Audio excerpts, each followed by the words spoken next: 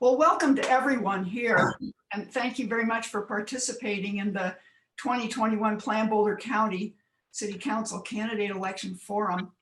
PLAN-Boulder holds these forums every other year for candidates that are running for City Council seat.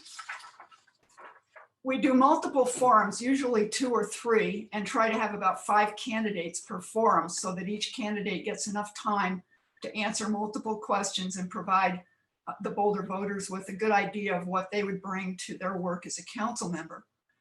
The candidates we're going to hear from tonight, you can see here Mark Wallach, Tara Weiner, Nicole Spear, Lauren Folkerts, and David Takahashi. Tomorrow night, we're going to hear from Steve Rosenblum, Michael Christie, Matt Benjamin, and Jacques DeCallo. Dan Williams is out of the country, and we couldn't work out him joining us virtually. So he's going to write his answers to these questions, and then we're going to post the forums, and we'll post Dan's written answers on the PLAN-Boulder website. PLAN-Boulder does endorsements after we hear from all the candidates. We frequently endorse a candidate for each seat that's up for election, but sometimes we endorse fewer, and sometimes we endorse more. And sometimes we do not endorse a candidate when we disagree on an issue that's of critical priority to us, but we might point out other beneficial qualities of the candidate that make him or her worth considering.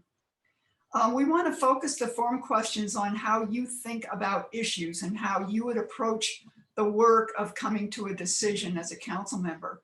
You're going to be talking about current issues in this campaign, but issues and events arise unpredictably that you as a council member have to deal with. So I'm going to reiterate, just for you and for the public who might be watching these forums virtually, the elements that we're pretty interested in: how you would clarify and define an issue at its earliest stages. What information would you need to lead to an informed decision? How do you see the role of the city staff in supporting your decision making? And importantly, what role would you like the citizens to play in your decision? We'll ask some questions that require short answers and ask some that require more time so that you can illuminate your thinking on areas of concern to PLAN-Boulder and the community. And the timekeeping we've discussed a bit, but when you get to 30 seconds, we'll give you a warning. And then when time's up, we'll ask you if you would finish the sentence that you're on and let us turn it over to the next candidate for answering the question.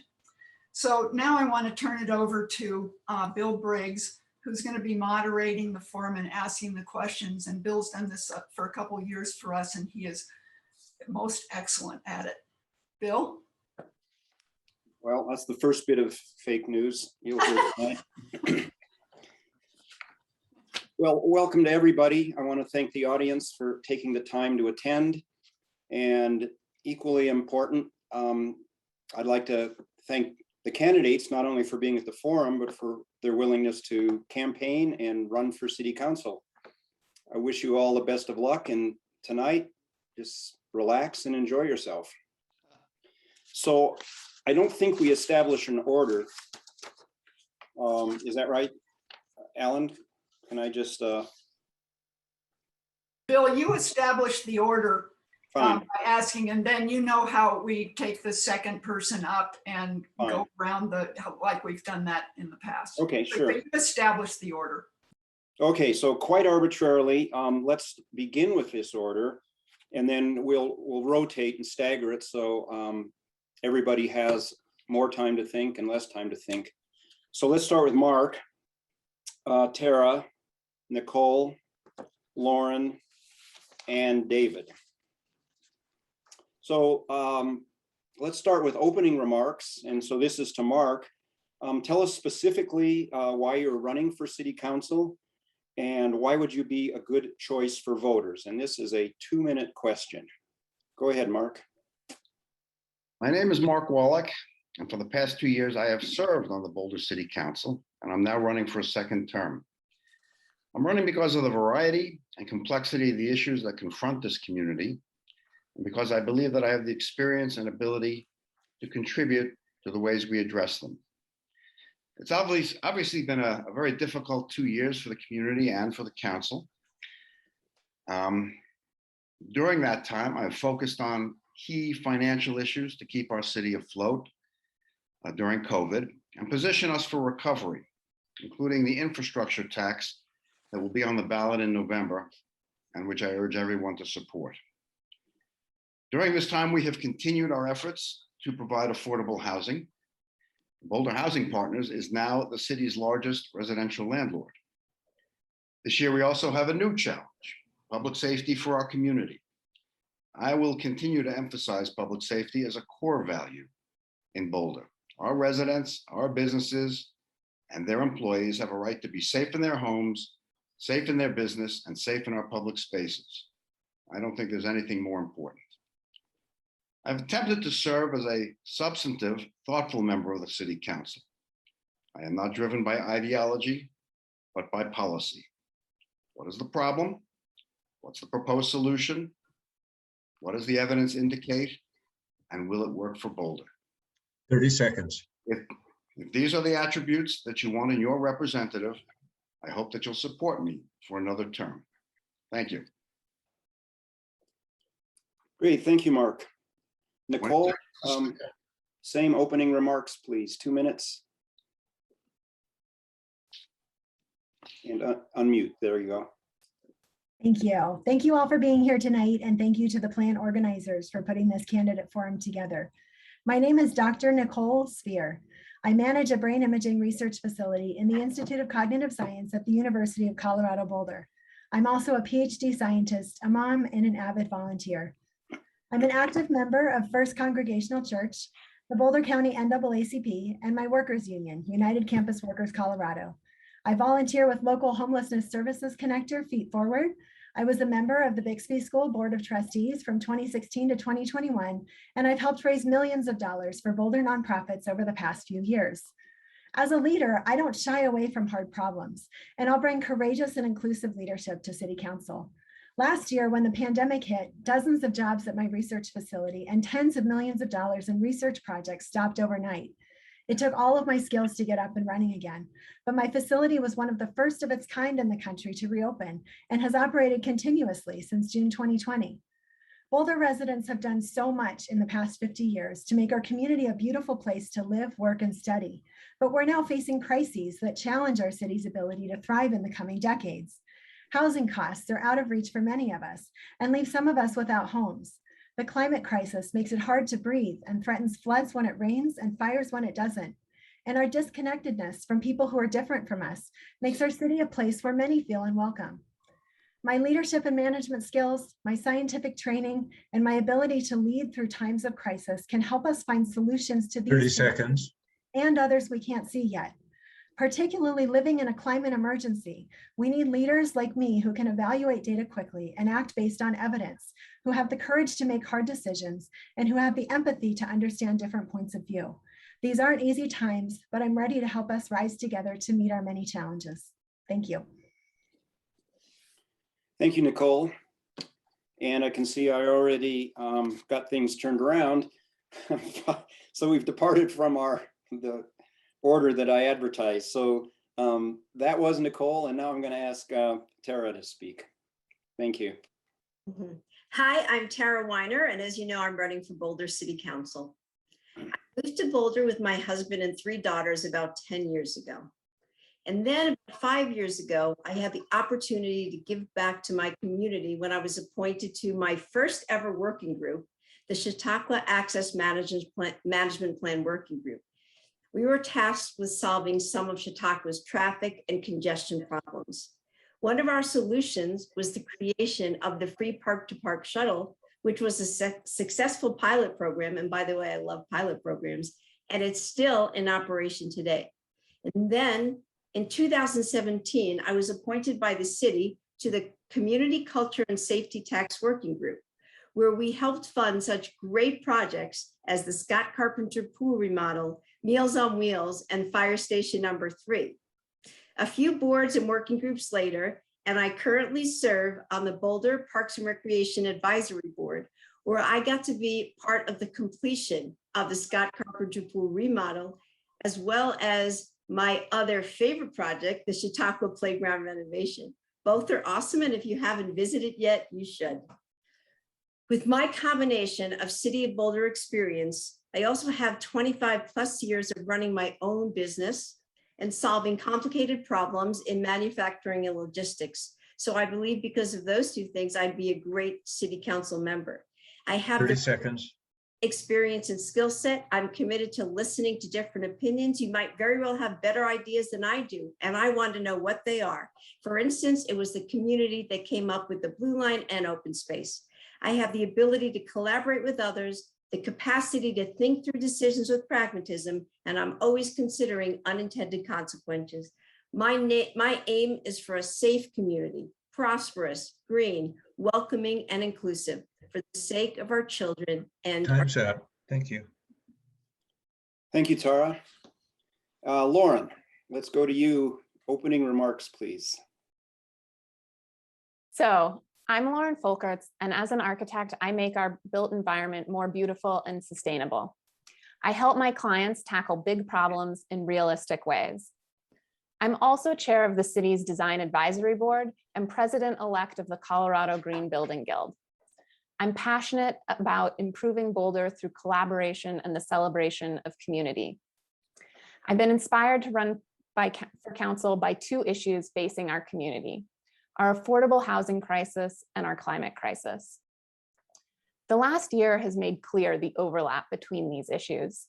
Transportation and the built environment are our largest sources of greenhouse gases, and affordable and attainable housing is key to addressing the environmental impact of these sectors. If we don't address them, our traffic will increase, our air quality will continue to decline, and we will continue to struggle to hire the best teachers and to fill open positions in our city staff and retain employees across all industries. Boulder will continue to change. For the past 3 years, our population has declined, our bike fatalities are up, and we're losing walkability in our neighborhoods. We can choose a different direction. We can choose to make our community more welcoming, vibrant, inclusive, and safe. Affordable and attainable housing is the answer to so many issues facing our community. And as an architect and sustainable design specialist, I'm the candidate most qualified to help us address this issue. 30 seconds. I understand the constraints and opportunities from both a policy level and a practical level. I have watched closely as we implement fixes that continue to fall short, and I look forward to using the skills I've gained living and working in Boulder as an architect for the past 10 years to help come up with creative solutions. Thank you. Great. Thank you, Lauren. And David, your opening remarks, please. Thank you for showing up. My name is David Takahashi. I am running for Boulder City Council because voters aren't being served well by the current members. It's time for a change. I am a needed climate champion. I married into a climate science family where climate is dinner conversation.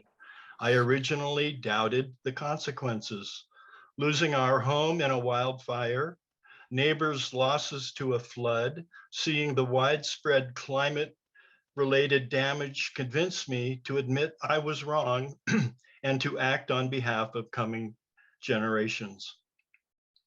I am a retired software engineer schooled in complex, adaptive, agile methods. My community work has been relational organizing in climate, regenerative economics, affordable housing, homelessness, intergenerational equity, restorative justice, building efficiency, microgrids, community building, interfaith alliances, public engagement, and localization. I will stand firm asking council, what good is a home if you don't have a decent planet to put it on? If you want diversity on the council, vote for me. If building bridges to a livable future is important to you, 30 seconds. vote for me. Thank you. Great. Thank you, David. Let's see if I can get this right. We're going to rotate now and let Nicole go first. And this is a 3-minute question on affordable housing. What do you think are the specific areas of concern for housing affordability in Boulder? And if that seems just a little bit too broad for you, here are some things that you might want to address. Who needs to be served? How much housing should we add? How much is enough? Should we try to house anyone who comes to Boulder or works in Boulder and can't afford housing? How should we pay for the affordability increment? What kind and where should we add affordable housing? What are acceptable and unacceptable impacts on neighborhoods? So that should give you enough to think and talk about. Nicole, 3 minutes, take it away. Thank you. And thanks for this question. Housing is absolutely one of the biggest issues that's affecting our community right now. My areas of concern with regard to our affordable housing crisis are the unacceptable impacts it has on our community. The local businesses that anchor our community and are struggling to recruit and retain the workers they need. The people who've lived here for decades and are leaving because they can't find the right type of housing for different life stages. The greenhouse emissions and air pollution due to in-commuting from workers who live 20 to 30 or more miles away. And the broken social connections that lessen our climate resiliency by driving out the friends and neighbors who can support us when disasters strike. Our goal should be to provide housing for everyone who has a stake in our community, including all who work or study here and who want to live in Boulder, which is not everyone who works or studies here. This means providing diverse housing at every price level. Currently, we're getting mostly high-end detached single-family houses or flats in large buildings. We need to fill in the missing middle with small lot houses, 2 to 4 unit buildings, row houses, ADUs, and so on. Diverse housing will foster the strong social connections we need for climate resiliency and help us reach our emissions goals by enabling people to live more efficiently. To figure out how to increase affordable housing, our incredible city planners are going to have much better ideas than any of us will. This is a case where our city council should be framing the vision and goal and then empowering staff to identify options that will work for Boulder. Council shouldn't be giving specific recommendations on how to do things. It's council's job to focus on what we're trying to achieve and why. Some of the ideas I've heard floated in communities include land trusts, municipal bonds, relaxing zoning limits, and changing development rules like minimum parking requirements. But again, our city staff should focus on the details of how we create affordable housing in our own community. We need to equitably distribute affordable housing across neighborhoods. In talking to folks in Gun Barrel and in my neighborhood next to CU South, one reason we're seeing a lot of resistance to proposed affordable housing is because people don't see us distributing these changes across all of our neighborhoods. We should all have a stake in strengthening our neighborhoods with housing diversity. And because we're living in a climate emergency, we need to make sure we're accounting for climate impacts as we're thinking about housing solutions, not just in terms of how we protect neighborhoods from floods and wildfires, but also in terms of how we can create stronger and more resilient neighborhoods that can better weather 30 extreme seconds. climate events. Thank you. Okay, thank you, Nicole. If anyone wants me to repeat a question, let me know. I'll be glad to do that, but otherwise I won't.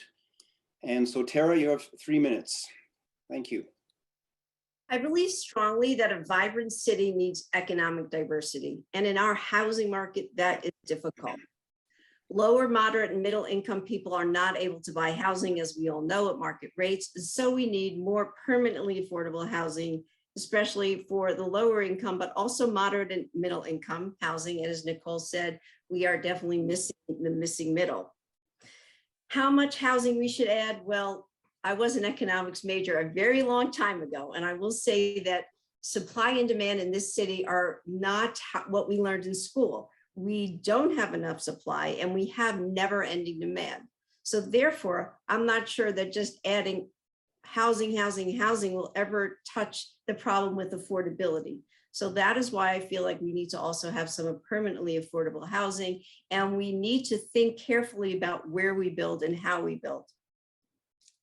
What kind of housing is very important. We do need options and not just apartments. We have a lot of new apartments going up, but we need to have housing for families, for seniors, for young people. I especially want housing that has an urban tree canopy, that has setbacks, also that is near the transit corridors. And when I drive around or bike around Boulder, I see a lot of urban spaces that are not used. For instance, I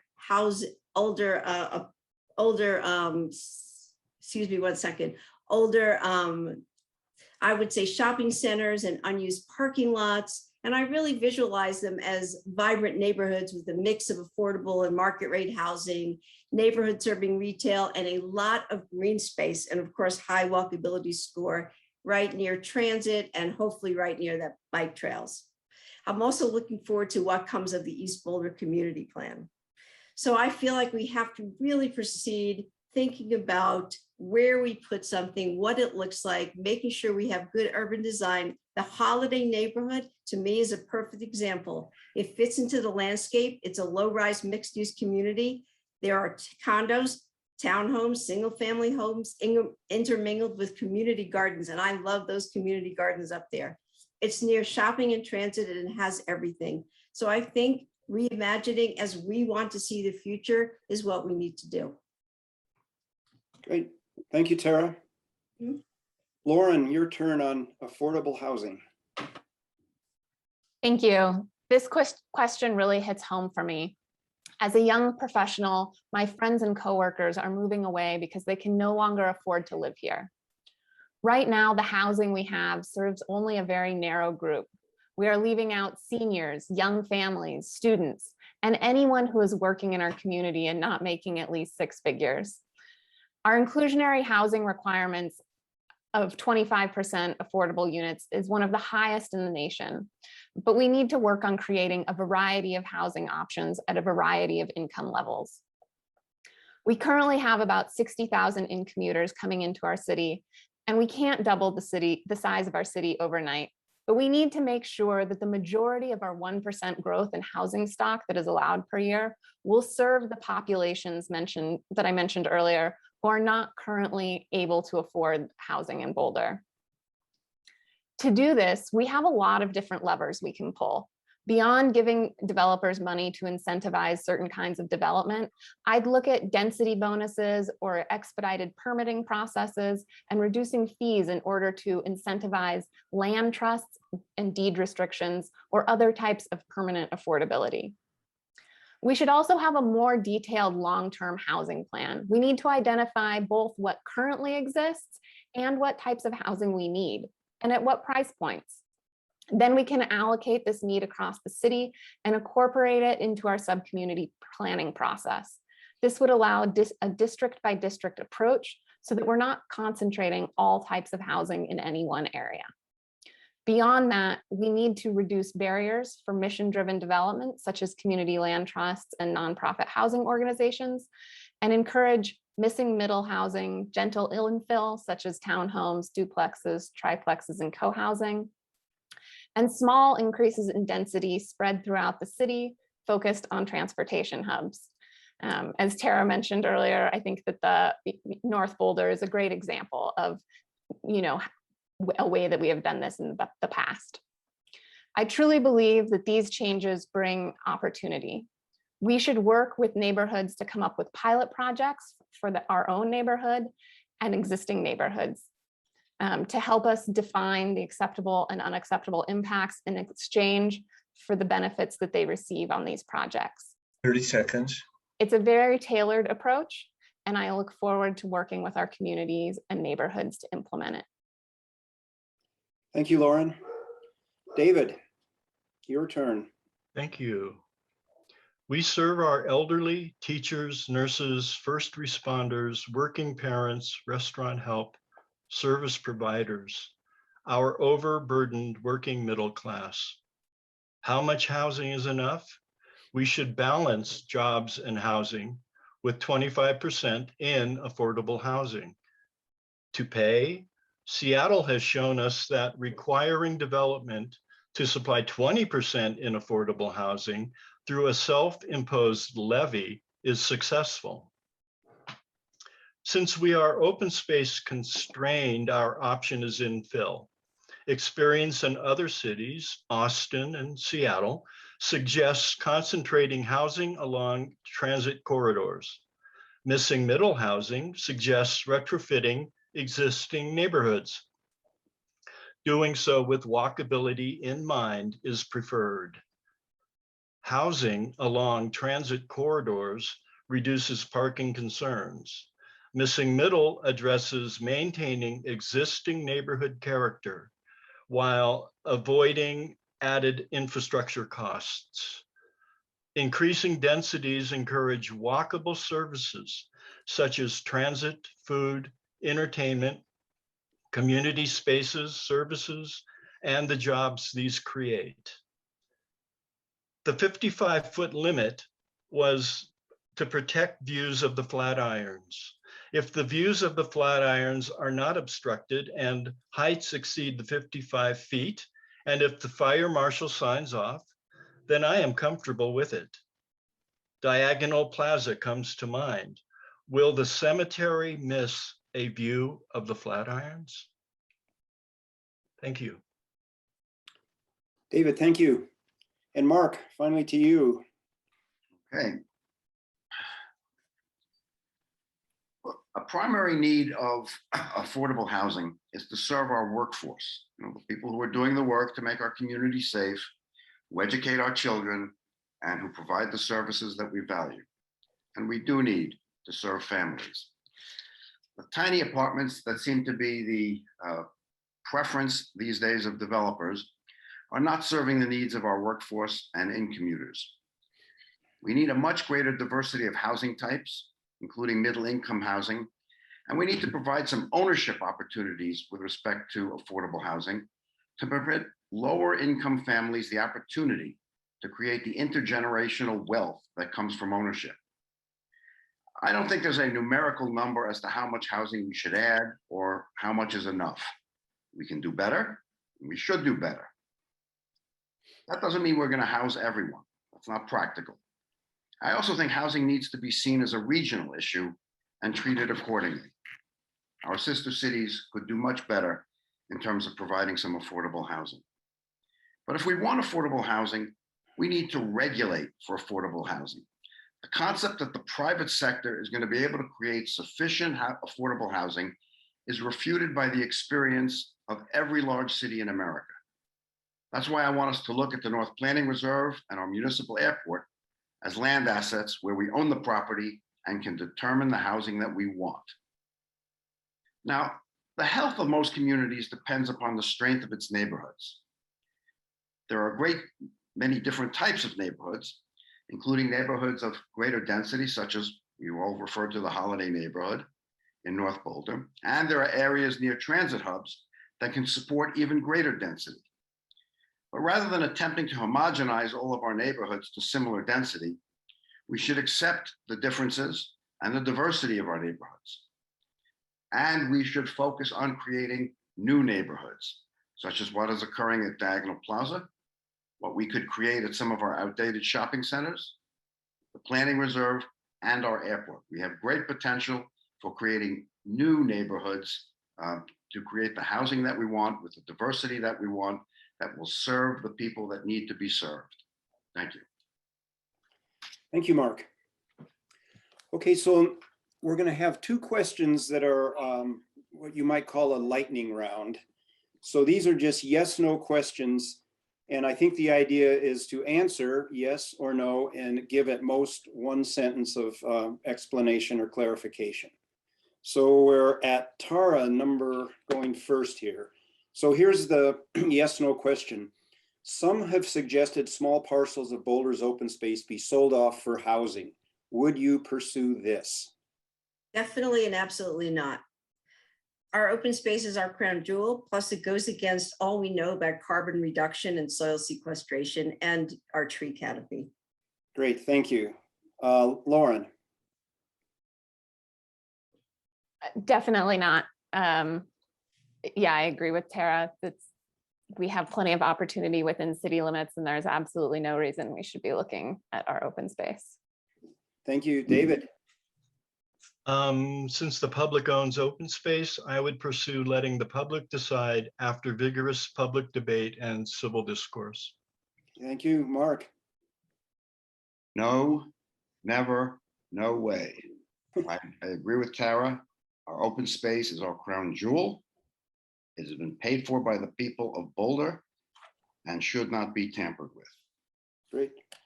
Thank you. And Nicole? No, we love our open space, and I haven't talked to anybody who wants to see it sold off, even in small parcels. Great. Thank you. Unanimity. Let's try one more. This is another yes, no. And this one will start with Lauren. Would you support any changes or exceptions to the 55-foot height limit? Lauren? No, I don't think we need to modify our 55-foot height limit. While a small amount of density can be more sustainable, there is a limit to that. And I don't think that going above 55 feet brings us an added benefit. Great, thank you. David? I answered this previously. Should I do it again? Yes, please. Okay, the 55-foot limit was to protect views of the Flatirons. If the views of the Flatirons are not obstructed and heights exceed the 55 feet, and if the fire marshal signs off, then I am comfortable with it. Okay, thank you. Mark? No. The 55-foot height limit is enshrined in our charter. I believe it is supported by the vast majority of people in Boulder, and it is a key component of what makes Boulder Boulder. So the answer is no. Thank you. Nicole? No, Lauren convinced me a couple weeks ago that this is a terrible idea. Once we get past 4 to 5 story buildings, it becomes much more challenging to be energy efficient, and it becomes hard for residents to recognize people on the street, which reduces safety and decreases our social connectedness. Thank you. Tara? Absolutely, definitely not.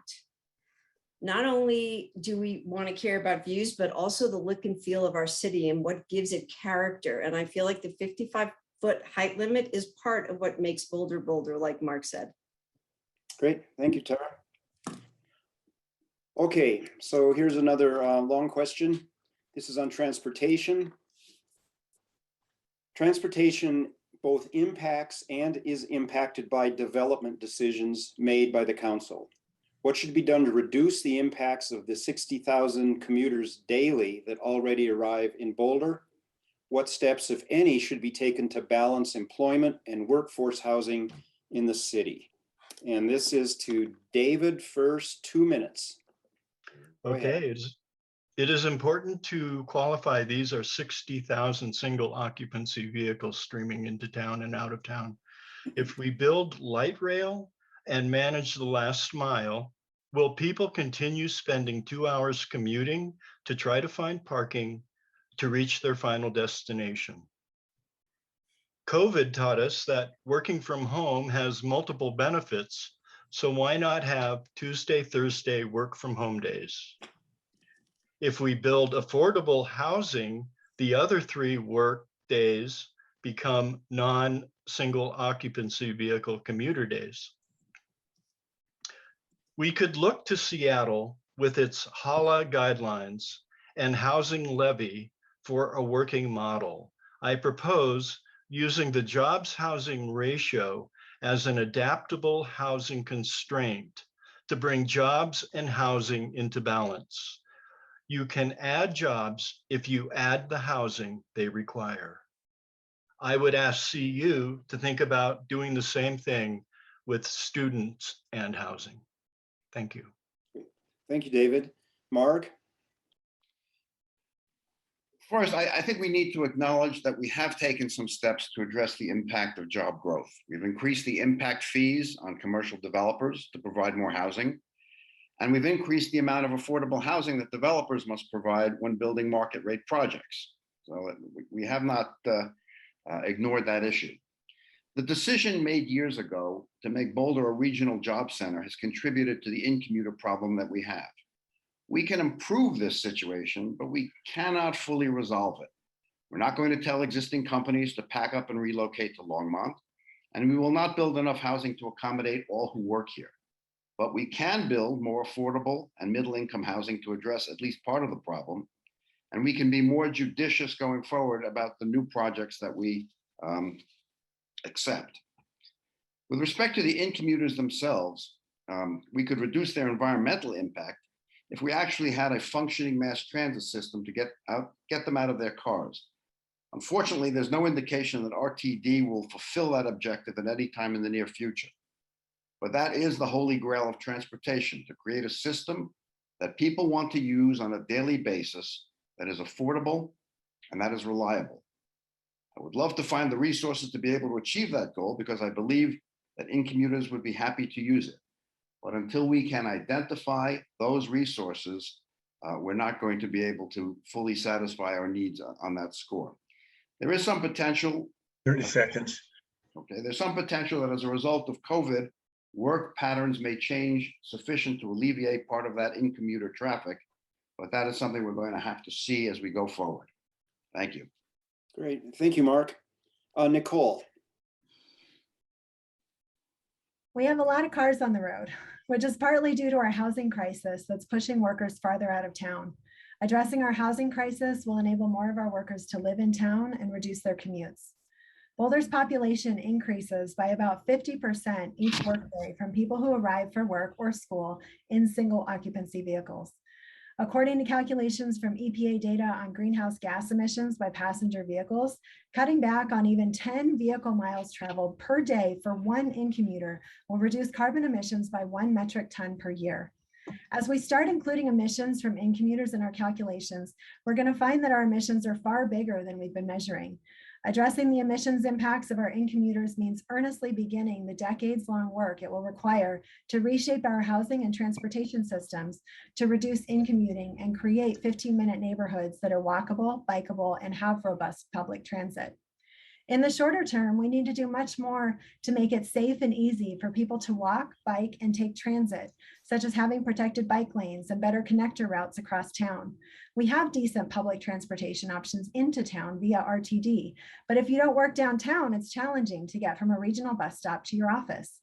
Last minute circular routes, as well as better bike infrastructure, last mile circular routes, as well as better bike infrastructure can help us encourage more in-commuters to take the bus and use their bikes or local routes when they get to Boulder, especially if we charge people for the 30 actual seconds. cost of parking to our community once we have these other systems in place.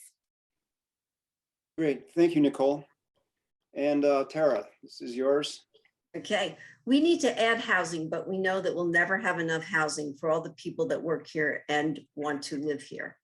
So we need to incentivize people to drive less. One idea would be large employers to offer cash out programs for employees who do not drive to work. Something else that was touched upon tonight was more remote working, and we learned from the pandemic that is definitely possible to do. But we also want to make it easy for people who want to ride their bikes to work, easier. So the use of bikes, especially electric bikes, is crucial. But we need safe and well-maintained bike paths and more separation of bike lanes from traffic. And we also need more north-south bike lanes. But when I say safety, I mean that we need safe places to lock up our bikes. Nobody wants to come outside from work and say, where is my bike? And that is a reality right now in Boulder that we should discuss. That brings me to one of my favorite topics, which is mobility hubs. Mobility hubs typically combine key transit stations with secure bicycle parking, as well as bike sharing and car sharing access and electric vehicle charging stations. So I'm very excited about them, and I believe they're part of the discussion at the East Boulder sub-community plan. I would also like to see security cameras at many of our non-mobility hub areas where people lock up their bikes. We can also work with CU. So let's offer incentives to students to not bring their cars or use their cars. 30 Let's seconds. encourage their internal use of electric vehicles and micro mobility solutions like van pools to and from East Campus and Main Campus. In my opinion, a model for such a program would be the decades-long N-Car shuttle. And as far as bus transit ridership goes, let's enhance our existing park and ride facilities by making them safer and more secure. And let's, of course, have our own regional transit system in partnership with neighboring cities, Louisville, Lafayette, Longmont, and Superior, and develop 2 pilots minutes. to encourage local large research labs to shuttle their employees to and from park and rides. Great. Thank you, Tara. And Lauren, it's yours. Thank you. There are 3 main things we should consider to reduce impacts of our existing in-commuters. As previously mentioned, the biggest one is creating attainable housing within city limits to reduce the percentage of our workforce that has to commute into Boulder. We also need to look at the kind of transportation we facilitate within the city. For example, we need to continue pushing for a citywide eco pass or free buses within city limits. We also need to look at making e-bikes more available and making our existing bikes infrastructure safer. We should also reduce the number of people who commute into work every day by incentivizing employers who can provide work from home options. As far as the jobs housing imbalance goes, I don't think we should intentionally suppress job growth. Instead, we should focus on the types of jobs in the economy that we're creating. We should incentivize economy that builds community wealth. We also need to institute a local minimum wage. We have local assets of many kinds, a beautiful landscape, great community, local ecology, and anchor institutions. We need to make sure that they are all developed in a way that benefits us all and that the wealth they provide is broadly shared. None of us want to be stuck in our cars sitting in traffic. I have the luxury to bike and work from home, and it is important that access to these opportunities 30 are seconds. equitably shared, both for our sanity and for our environment. Great, thank you, Lauren. Okay, thank you all for your responses. The next question you could see coming a mile away, but give me a little time to read the whole thing in its entirety here. This is a 3-minute question on the annexation of CU South. Given the level of community conflict on this issue, how would you have approached the question of flood mitigation and annexation of CU South to come to a more acceptable outcome? And again, if you'd like to narrow that down a little bit, you might address the following points. How would you have gone about defining the problem to be resolved? Developing and evaluating alternative options. Balancing responsibility for safety and protection of downstream residents and property among the city, CU, and property owners. Evaluating input of city professional staff and consultants. What weight would you give informed citizens, citizen experts, and general citizenry? How would you include them in the process? And finally, how does climate change and the likelihood of increased and more severe flooding in the future influence your thinking regarding flood mitigation? And we are back to Mark to go first. Oh, thanks. Mhm. This has been the most difficult and contentious issue that I've dealt with in 2 years on the council. I previously stated that I will vote for the agreement negotiated by staff. And as a result, I've heard from a multitude of impassioned people on both sides. In truth, I hate the necessity of entering into this agreement. I could go on for 20 minutes without notes as to why we should not proceed with this project, and I fully understand the reasons why many people oppose it. However, I do believe in the necessity of providing flood mitigation in South Boulder, and I reject the concept that property owners should be left to their own devices. The fact that no one died in Fraser Meadows in 2013 was by the grace of God, and I am unwilling to count on divine providence in the future. As a result, and in the real world, our only practical alternative was to negotiate the best deal that we could with CU, and I believe that the city has done so. For me, one of the issues of greatest importance was that CU not be in a position to sell the property for an office park or a tech campus, and I have fought long and hard to achieve that goal. I think that effort has been successful, as will be apparent in the next draft. I do not think it's accurate to suggest that no other options have been considered. The Open Space Board of Trustees demanded that there be an exploration of upstream options, and I fought for that. Those options were examined and found to be deficient. In terms of process, of course, the process could have been better. I have yet to encounter a significant issue in Boulder that has achieved a perfect process. Certainly, there could have been a working group to look at this from the outside. There could have been more community outreach, et cetera, et cetera. But I do not live in a world of perfection. I live in the world of all parties doing the best that they can and attempting to reach the best result that they can for the city of Boulder. I believe that this has been the case, and that is why I reached the decision that I did. And I maintain that position. Thank you. Okay, thank you, Mark. Nicole, 3 minutes, please. The outcome we're arriving at is better than acceptable. The annexation agreement the city of Boulder has negotiated with CU reflects some of the best community engagement and negotiation work I've seen our city do in my 16 years here. Kudos to the current council members, Sam Weaver, Mark Wallach, Mary Young, Adam Swetlick, Aaron Brockett, and Rachel Friend, who've worked on this process at various stages over the past 4 to 5 years. This is a job well done. We're getting open space, flood protection, workforce housing, and affordable housing. There won't be development in the 500-year floodplain, which is a standard no project has been held to before. We'll still be able to access the land, and nearly 1/3 of this area can become actual open space. We're designing to the highest flood protection standards we can afford that will fit into the space and into the constraints of groups like the Colorado Department of Transportation. And the 100-year design is the FEMA gold standard. As a longtime CU South neighbor, I can attest to the fact that my neighbors and I have been engaged in this project for many years, from the initial visioning sessions years ago to conversations with city staff last winter about specific details of the annexation agreement. I know we've been heard because city staff and CU have taken our suggestions and incorporated things like buffer zones and trip caps that we've asked for. As a neighbor, I feel the sadness that comes with losing access to some of this undeveloped private land. There's grief in having this land change because CU let our community use it as if it were open space for decades. I've taken so many walks there in the 12 years I've lived next door that I know the area like the back of my hand.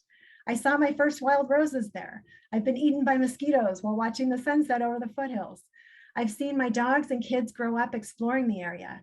I have so many good memories of CU's South Campus property. It's going to be hard to see it change, even knowing that these changes will protect my friends and neighbors on the north side of Table Mesa. But we're in a climate emergency. As Hurricane Ida showed us just this week, our communities don't have a lot of time between extreme weather events to prepare and protect our neighbors. Part of adapting to living on a planet in crisis is courageously accepting change when it saves each other's lives and benefits our entire community. As anyone who's ever managed an emergency knows, time is everything. With thousands of people at risk from flooding in this area, we can't let the perfect be the enemy of the good. Michael Ryan with the World Health Organization says, when it comes to emergency management, if you need to be right before you move, you'll never win. We need to wrap this project up so we can move on to protecting people in other areas of town. We've been working on this flood mitigation for decades. This is a good agreement with a lot of community benefits. It has everything we've asked for, except not doing anything. Thank you, Nicole. Tara. I've decided that I wasn't going to write anything about it because I am so pulled by the two sides, and I just wanted to give my heart on this issue. First of all, I want to say that one of the points is that we've been working on this for decades, and climate change has changed in the past few decades. So whether or not this is the best plan, I don't know, because when you start something like 10 or 20 years ago and things change, then if you're stuck with something, you're not that flexible with it. That being said, I appreciate and agree with this annexation just because I want flood mitigation really badly for the people in Fraser Meadows and those downstream. However, I wish that it would have been done differently. I wish that there were working groups. I'm a huge fan of working groups where you sit down and really study the problem. Then I wish that would have been more recent working groups. As people are talking more and more about what's happening with climate change and how it's going to affect South Boulder, I feel like we could have done more there. However, I'm not a Monday morning quarterback and I'm not an engineer. So all I can do is say that I feel the pain of people that are upset about this. I do feel that pain. I feel like there are experts on both sides as well. And so that's also problematic because who do you listen to as a layperson? Certainly I'm not an engineer.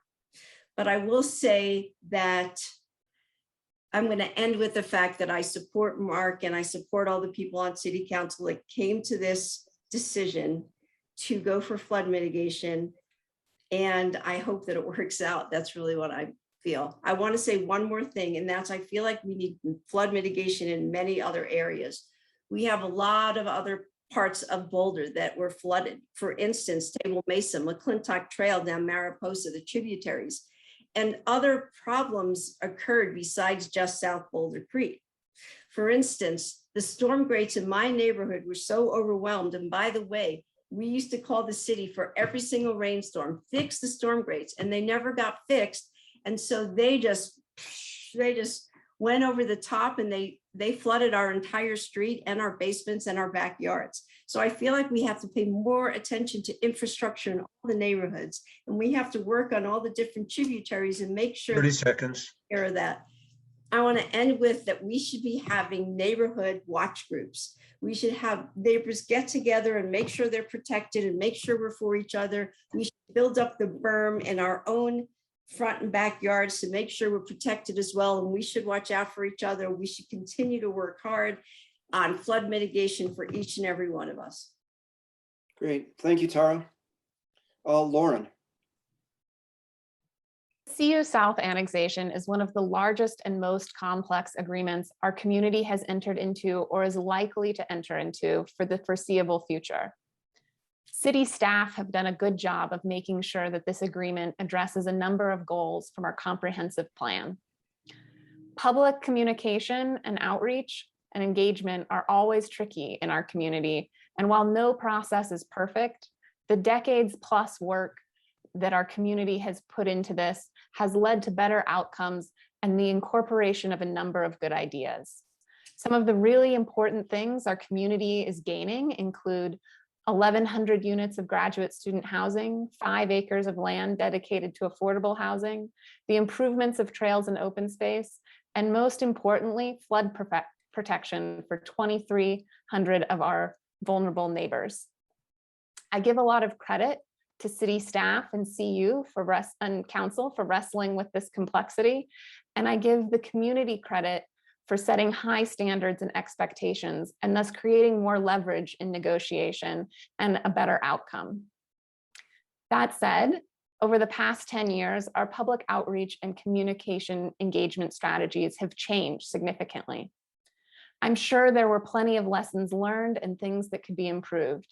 And in order to prepare for future large-scale planning and development projects, we should engage all of the involved parties, the neighbors, CU, city staff, and the council members who took part to discuss the lessons learned from this process in order to create and encourage a smoother and more inclusive process in the future.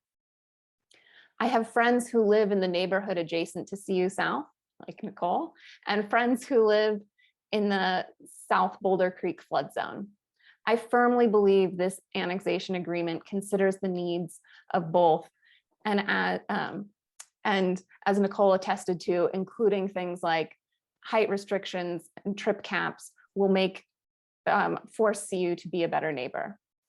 Given the impacts of climate change and the increased likelihood of flooding, and the fact that this flood prevention plan provides protection to more residents than any of the other options, I think approving and moving forward with this annexation is the only responsible option.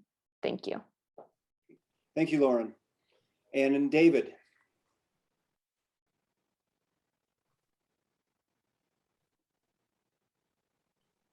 Dave, you need to unmute. Oops. Problem definition: people, planet, profit, reliable flood protection, respecting the land while providing the best deal for Boulder. The land is beautiful and has sacred elements. Are there alternatives to losing this? The land is fragile. Are there options that are less impactful? Is paying infrastructure costs an acceptable deal for Boulder's present and future taxpayers? Can CU decouple the flood mitigation from development? I believe we have not seen the last of 1,000-year rains. Will 100-year flood protection stand up to the next 1,000-year rain? 1,000-year rains often come in spring. What if we get a spring deluge while we have spring snow melt? The city and university are solving a different problem than the public. Why didn't city and consultants ask, why are we willing to spend $500 million on flood damages, but not $30 million to get additional 500-year protection. The strength of our informed public on the issues around developing the land is actually breathtaking, and the city and university have chosen to discount them. Bring public voices to the table and make it a large one. Climate science tells us that warmer air can hold more moisture. Are 1,000-year floods more frequent? It's a $500 million bet. Thank you. Okay. Thank you, David. Okay, let's go to another quick yes, no questions. And again, just answer yes or no and maybe a sentence of clarification. And this is going to Nicole first. Do you support let voters decide on CU South annexation ballot measure?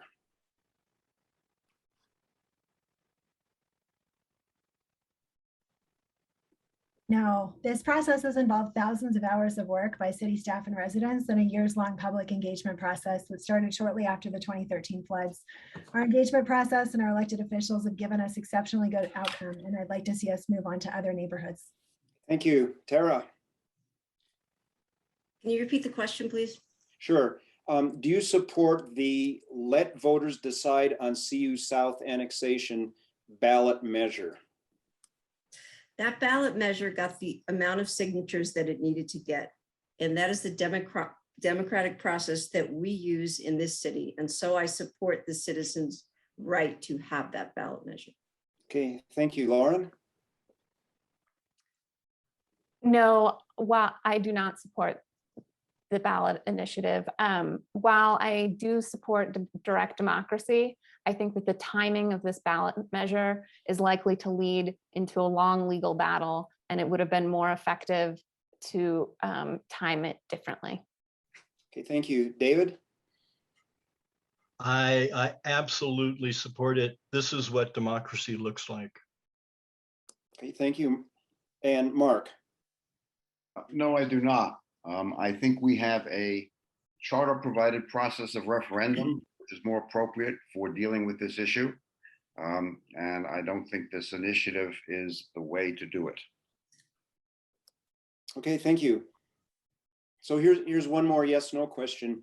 If the city council annexes CU South before the November election, as is currently planned, will you sign the planned referendum petition that will seek to undo this decision? Tara?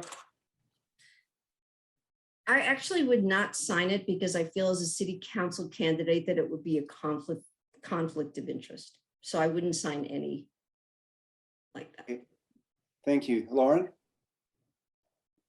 I would not, because as I mentioned earlier, I largely believe that we have come to a good direction with the current annexation agreement.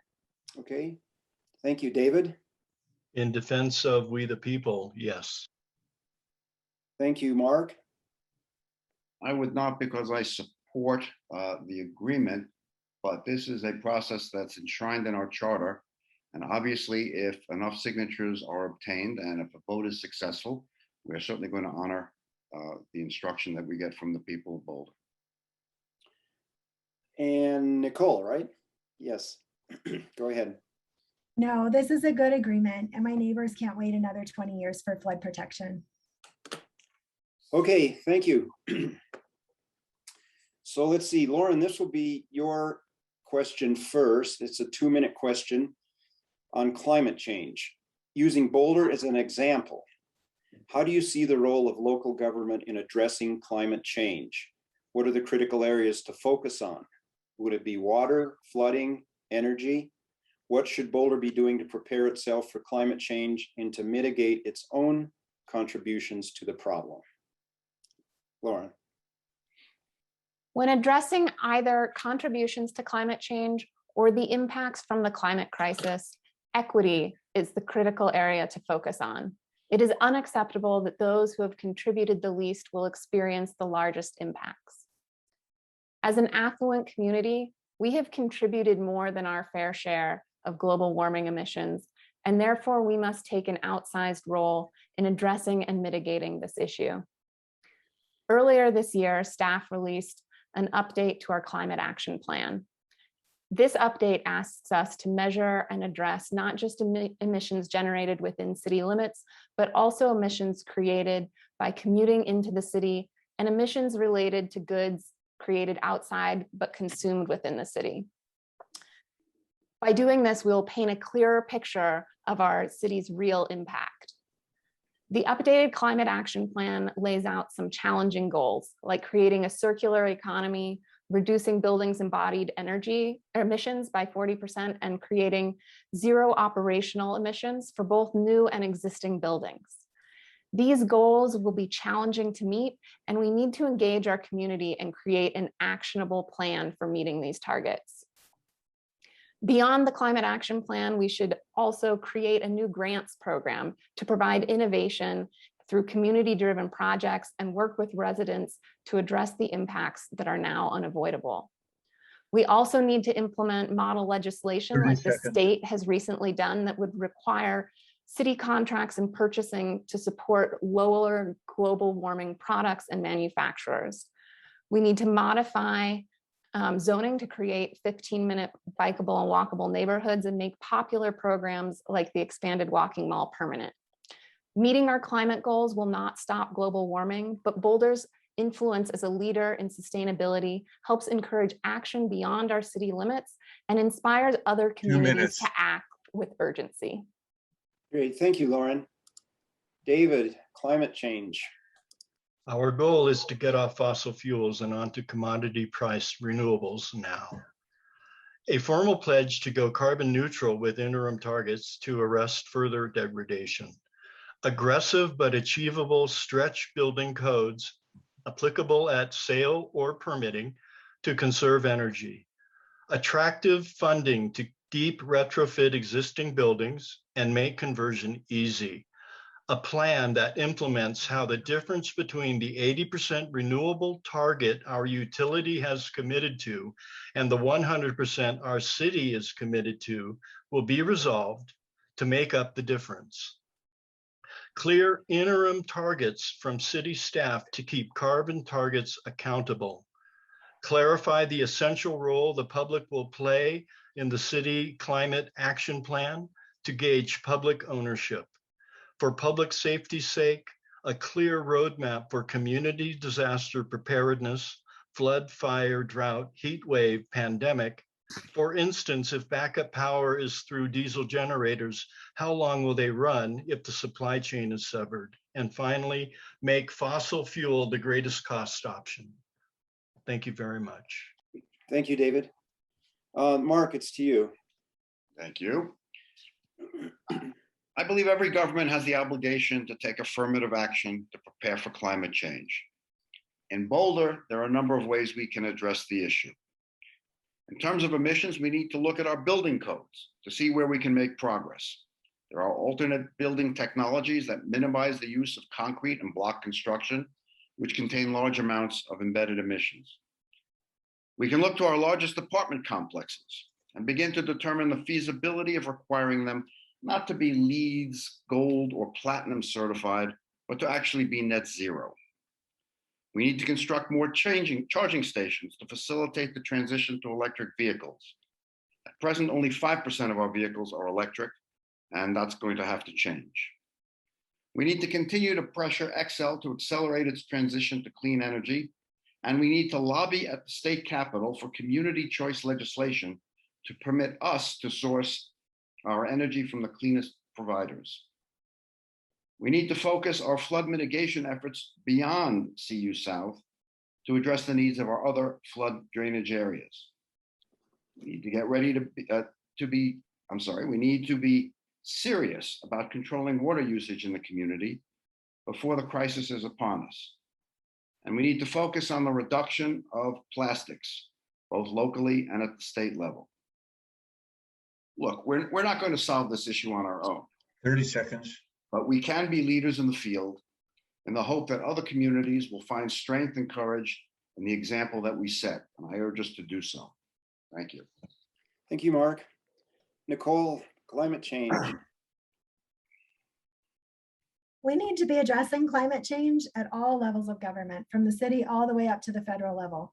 The city's decisions direct how people live and move around and how we get our electricity and gas, and can have an enormous impact on our city's climate footprint as well as our climate resiliency. Including carbon emissions from in-commuters, transportation is a major factor in our carbon emissions.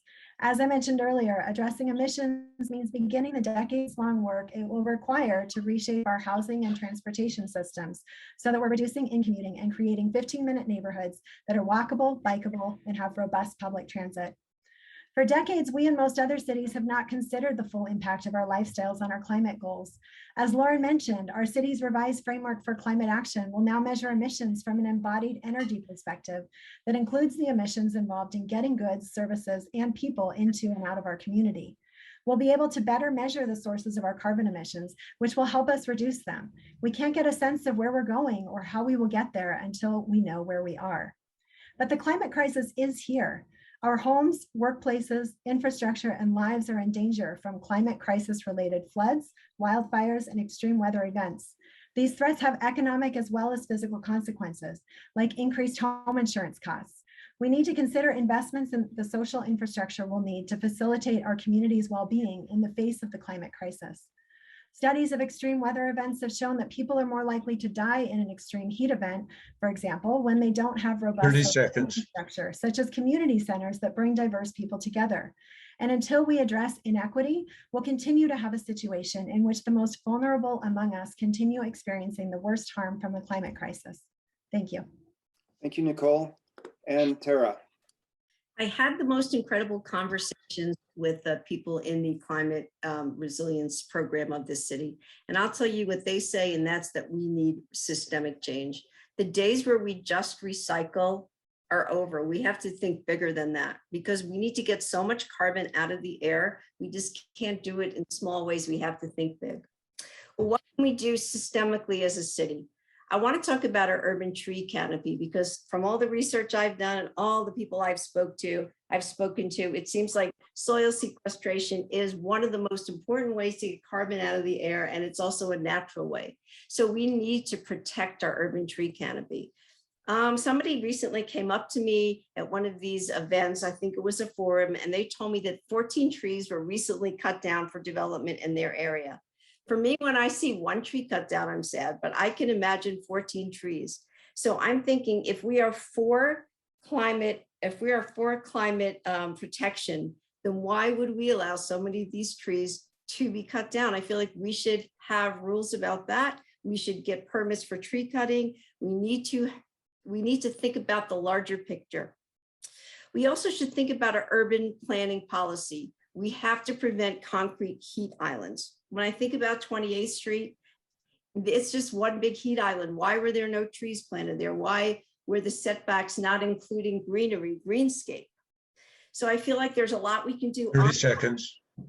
I want to also talk about Excel. We need to push Excel to stop using coal and switch to renewable energy and keep the pressure up.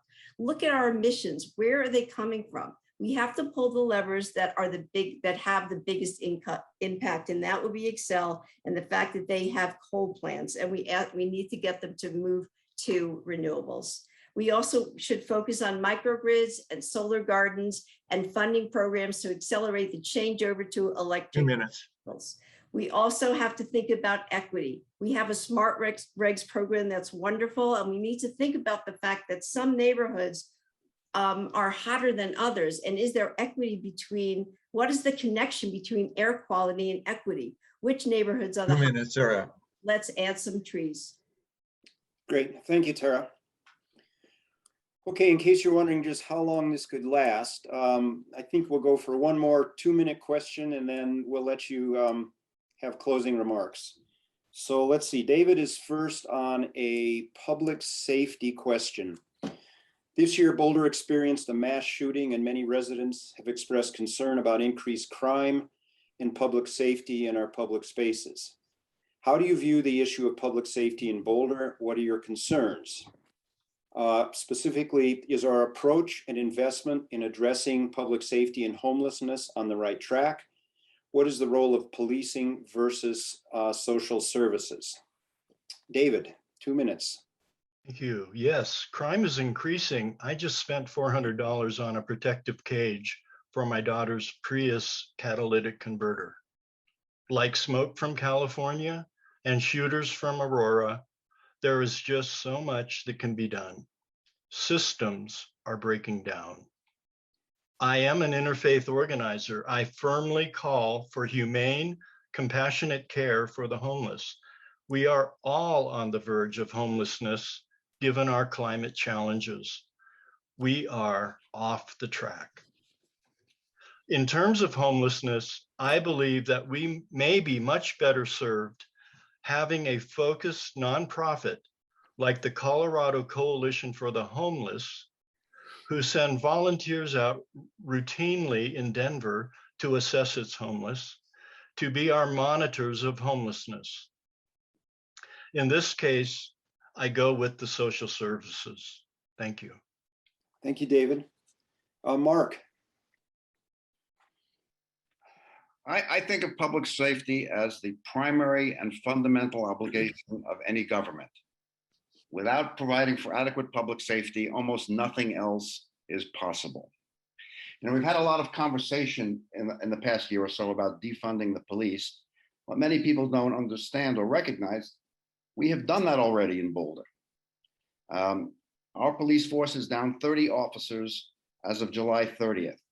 The results have not been good. And, you know, we have suffered a severe contraction in the officers available to provide safety for everyone. I want to see that change. I was talking to 2 officers at the municipal building a couple of days ago. I asked them, what do you need? The 2 of them said in unison, more bodies. And we need to bring our police force back up to strength. But it is not just policing that we need. You know, with respect to homelessness, there really is not much benefit. There's no benefit of warehousing the mentally ill and the drug addicted in prisons. And that's not the way to go. We need to stand up the appropriate treatments for each of those groups. The good news is that we have reserved some of the ARPA funds, the funds we get from the federal government, for this purpose. And the state appears to be finally emerging from its long coma and is providing some additional funding for those purposes. 30 seconds. So working with the county and our sister cities, I hope we can institute the programs missing from our current arsenal of tools to deal with the homeless issue. Thank you. Thank you, Mark. Nicole. I live less than a mile from the King Soopers grocery store, which was my family's grocery store until the shooting in March. A few weeks ago, a friend of mine was grabbed while running on the creek path. Earlier this spring, a friend who owns a business had someone shooting up drugs in front of the door to her shop. My husband and I had 3 bikes stolen before we learned to triple check locks. I'm concerned about these crimes. I'm also concerned about police pulling guns on a student picking up trash in his front yard. I'm concerned about a young man dying at the hands of 2 Boulder County deputies for being intoxicated. I'm concerned that people living unsheltered are more likely to be victims of violent crime. And I'm concerned that hundreds of students didn't have any consequences after rioting last spring. Public safety to me means people in our community are safe from harm, regardless of the color of their skin, how much money they have, where they live, or who's making them unsafe. In her June presentation to council, Chief Harold noted that crime overall has stabilized this year, and she noted property crimes as our biggest area of increase. The common conflation of public safety and homelessness is off base. And when we make that mistake, we give the police an impossible job. Right now, a lot of our police department's time is spent on issues around homelessness and nuisance complaints. To have more time to address property crime, our city needs to prioritize effective solutions to these issues. For homelessness, we can invest in solutions like day services facilities and supportive housing that get people into housing and help them stay there. A recent study in Denver found that 75% of people who entered supportive housing were still housed 3 years later. They had fewer interactions with law enforcement, and the cost difference to the 30 city seconds. supportive housing programs was minimal. Reducing nuisance complaints on the Hill would also free up police time to focus on crimes. I'd like to see 24/7 management presence in large complexes, which our police chief cites as one of the most effective ways to minimize police responses. If you haven't seen Chief Harold's June 22nd study session presentation, I encourage you to watch it to get a good understanding of crime in our city. Thank you. Thank you, Nicole. Tara. Public safety is the role of our government, like Mark said. All people want to feel safe and secure. I also believe that public spaces need to stay public and need to be shared by all. Once you put a tent down in a park, it is no longer public. So therefore, I support the camping ban and the tent ban, and also the propane tank ban for safety reasons for all. I want to say that I would like to see Boulder Creek a safer place for all to enjoy. And I look forward to the infrastructure money that is coming our way so that we could make Boulder Creek safer and better for families and for all people to use. I want to talk for a second about Boulder High School. We need to make sure that the areas around our schools are safe, particularly Boulder High School, which has had safety problems. And some of the students, especially the women, are worried about using the athletic fields. They're worried about their safety. So I feel like we need to prioritize safety for our students as well and for our schools. We need to make Boulder a place where people want to work. And so we need to make sure that our employees are getting back to their cars safely. In some of the city council sessions that I saw, some of the employees, especially the women, when they had to close up at night, they were very worried to get to their cars. So for that, I'm very happy that we now have these new programs that we spent at least $2.5 million into hiring more police, ambassadors, and rangers. It's so needed, and it definitely gives a sense of safety to our downtown, to the hill 30 seconds. area. I believe in housing first, and we have a coordinated entry system that is good. So I'm excited about that, but I do want to say that we need to be just and fair. And our police chief is a reformer, and I trust her to keep pushing towards police reform. I believe public safety and justice and fairness are not mutually exclusive. We have this good coordinated entry program, and we have ARPA funding that will be able to infuse more money into the much needed mental health issues and addiction 2 minutes. that so many of us have. And I'm committed to bringing more mental health funding and drug abuse funding to this city. Thank you, Tara. And Lauren, it's your turn. Public safety is certainly a challenge our community is facing. And as Nicole laid out, she laid out some great examples of a wide variety of safety issues. Recent events such as the mass shooting are heartbreaking examples of why we need to look at and question how we can make our community truly safe. We need to be looking at public safety for all residents, from children in our parks to those who have no legal resting place. This year, our city council decided to increase our budget on enforcement of the camping ban by $3 million. And many experts, both locally and nationally, argue that this strategy is ineffective, expensive, and harmful to our community. Any bans need to be paired with reasonable alternatives and legal places to sleep for our unhoused residents. There are a number of barriers currently to accessing services in our community. I recently spoke with someone who had worked at Home Depot and was saving up for a down payment on an apartment. If he was asked to work late, he was unable to make it to the shelter before closing and was forced to sleep outside. This is just one example of why we need to look at changing policies around facility hours, storage of belongings, and safety within the shelter for all residents. Beyond sheltering, we should also increase support for local nonprofits filling the gaps in social services and create a day shelter to help connect residents with these services. We need to stop forcing our police officers to act as one-stop solutions to community problems. They shouldn't have to provide mental health services, addiction counseling, and other supportive services. While having compassionate officers is important, we need to make sure we are placing qualified professionals in situations that most closely match their skills. We have a great example of this in Denver's STAR program. The heart of the issue is that there are people in our community that are experiencing need, and the crime that we are seeing is a symptom of that need. We can drain our budget dry fighting the symptoms, but until we invest in our social safety net, we will not make significant progress addressing these issues. Thank you. Okay, thank you, Lauren. Okay, I think we have just enough time if you would each take 2 minutes for closing remarks. You can either return to one of the issues we've discussed and give it another run, or you could discuss something that you don't feel like you've covered sufficiently. So we are back to the top of the lineup. Mark. Oh, great. 2 minutes. Okay. if you look at all candidates, I think we generally check all the same boxes. Some degree of commitment to public safety, addressing homelessness, creating affordable housing, commitments to open space, and a desire to address climate change. There's some differentiation in terms of what we would propose specifically, but we're all kind of hitting the same buttons. So when I look at my colleagues, I'm less concerned with their specific positions and what they believe than how they think. I want to know if they are adaptable and if they are persuadable. I cannot tell you how many times I have looked at an issue, heard my colleagues make a better case, and had to change my mind.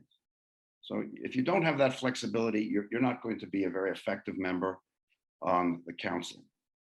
For those of you who lack a hobby and have actually watched council meetings, I think you've seen how I conduct myself.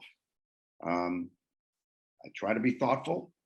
I try to ask critical questions, and I try to come to the best conclusions that I think I can. That's the way I have been. If I am reelected, that's the way I 30 will seconds. continue to act. And I hope that those qualities are ones that you find attractive in a member of council, because that's what I bring to the table. So I hope you will look at my record, look at the way I've conducted myself, and decide that I am somebody you wish to support for a second term. I hope to have your vote, and see you in November. Thank you, Mark. Nicole, your turn. Thank you. I just want to go back to one thing around public safety, which was just again to really encourage the community to go and listen to that June 22nd study session. You can find it online on YouTube. And one of the things that Chief Harold said that really stuck out for me was, and I quote, "Other city departments have levers that are much more impactful on some of these crime and disorder issues than the police." And I just want to call out that when our police chief is telling us to focus on using other city resources to address some of our crime issues, I really think we ought to listen. Thank you for giving me that minute to go back and just re-emphasize that point. As a leader, I create a vision of what we're trying to achieve, and then I empower people to use their expertise and knowledge to create measurable change. When I solve problems, I do so by focusing not only on what we can do to make things better right now, but what work we can start today that will make things better many years in the future. Boulder's leaders did this decades ago when they envisioned our incredible open space system, and we can use the same approach to address issues like affordable housing, racism, and homelessness. The future I will work toward has walkable, bikeable, multi-generational neighborhoods with gathering spaces like coffee shops and libraries that strengthen our sense of belonging. People will live where they work and have access to recreation, arts, and culture. The best workers in the world will be eager to live and work here, and our economy will be bustling, even in the midst of the climate crisis. 30 seconds. As leaders like me pursued smart investments in flood and fire mitigation, our city will be resilient when disasters strike. To join me in making this vision for Boulder a reality, please visit my website at nicoleforboulder.com. Thank you. Thank you, Nicole. Tara, your turn, closing remarks. Okay. As I said in my opening, I believe I'm a voice of reason and I'm a problem solver. And I don't like to just talk about problems. I like to solve them. And Mark, I hope that I have what you talked about. I really hope that I'm that person that listens to various solutions and comes up with the right thing. I really do. I have a lot of experience both in business and city government that I think really adds to my resume, shall we say. And I just want to end with what I feel my legacy, what I want my legacy to be. First, the safety and accessibility of Boulder Creek, our parks, our open space, and our downtown. Also, I really care about securing federal and state funding to help solving our mental health crisis. I also really care about restoring the economic vitality and the arts to our businesses. And I ask you all to continue to support our local businesses. And of course, you've heard me talk about our environment and climate action. These are some of the things that I want to do and what's important to me. But you know what? I also want to hear what's important to you. After all, our community is so engaged and has such great ideas. We came up with open space. So here's what I invite you to do. I invite you to contact me at taraforboulder.com and tell me what's important to you. I have learned so much from going door to door and from meetings with so many of you that, and just to see the care and the love that people have for this community, it's overwhelming. I would be so happy to support each one of you on City Council, and I hope that you vote for me. Thank you, Tara. Lauren, closing remarks. The affordable and attainable housing is the answer to so many issues our community is facing. And as an architect and sustainable design specialist, I am the candidate most qualified to help us address this issue. We know the percentage of people in our community that are rent burdened and need to commute into work every day is unsustainable. We need to address the affordable housing crisis by encouraging a variety of housing options and ownership models. We need to address our climate crisis by finding ways to follow through with our updated climate action plan. And we need to make sure our community is safe and welcoming for all by bridging gaps in social services and making sure the basic needs of all in our community are being met. Boulder is a wonderful city, and I think there is more we can do to put to use the amazing skills and knowledge of our community and staff to make it wonderful for future generations. I hope you would reach out. I would love to talk to you more about how we can, in the words of Penfield Tate, make Boulder not just a good place to live, but a truly great city. And I hope that I can count on your vote in November. Thank you. Thank you, Lauren. And David, it's to you. Thank you. As council member, I would count on collaboration with other cities for solutions that may work here without reinventing the wheel. For instance, the regional approach to homelessness I would recommend would follow the footsteps of Alan Graham, who created the Community First Village in Austin, Texas. He did this through relational organizing, which means an incremental, agile approach mentioned. Of course, this would require educating the public through existing public engagement channels and partnerships with community organizations, including faith communities. If you want diversity on the council, vote for me. If building bridges is important to you, vote for me. Thank you. Thank you, David. Before I turn it back to Alan, I just want to thank all of you for your preparation, for your thoughtful and inspiring remarks. And I wish you all the best of luck in the campaign and in the election. Thank you very much. Alan? Thanks, Bill. I'd like to thank all of you candidates for participating in the candidate election forum. The PLAN-Boulder board is going to meet next Monday, September the 6th, to consider and decide on our endorsements. And we'll issue a press release to the Daily Camera with the results. So happy campaigning. And you might not believe this, but when you're out of the crush of the actual campaign, you may have some good memories of this time and your fellow candidates. So carry on. Thank you very much again.